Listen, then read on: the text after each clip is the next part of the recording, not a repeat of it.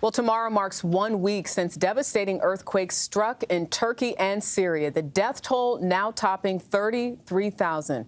Today, just a bit of hope there as rescuers pulled a father and his 11-year-old daughter from the rubble more than 140 hours after being buried.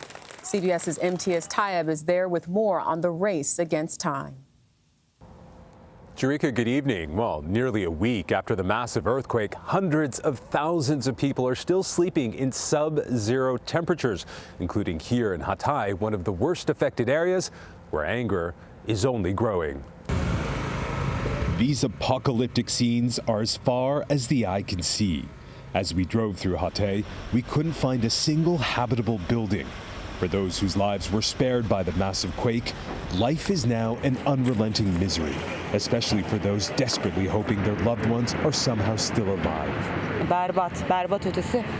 My mother and sister are still under the rubble, and I can't reach them, says Didim Jelek. My soul is gone. They're dying under the rubble, and I'm dying here. As aid trickles in, the distribution has been slow and haphazard.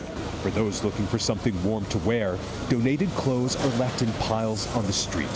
Food, infant formula, and diapers are available in some areas, but none of it is a substitute for what's been lost. At one of the many makeshift tent cities, we met Nuri Sinikoglu.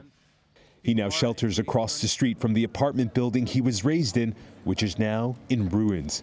Sinikoglu tells us his parents were killed in the quake and that they've only found his mother's remains. How long can you live like this for? Everyone here is leaving, he says. If we find my father, then we will leave too, because there isn't a single building here left to live in.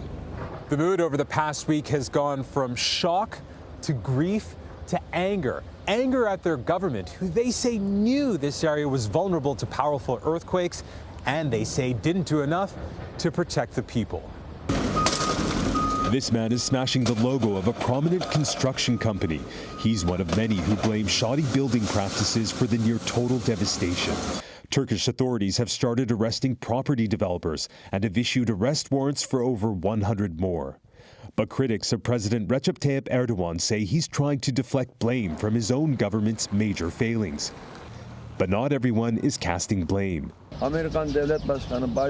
Sinikoglu wants to appeal for help instead. I'd like to speak to the American president, Joe Biden, he says. Let's please put politics aside and help the people of Turkey. President Erdogan has vowed to rebuild the destroyed buildings across southern Turkey within a year, Jerika. But with recovery crews still struggling to comb through the towering piles of rubble, it's hard to see how he'll be able to keep that promise. Truly looks overwhelming. Imtiaz Tyab, thank you for your reporting.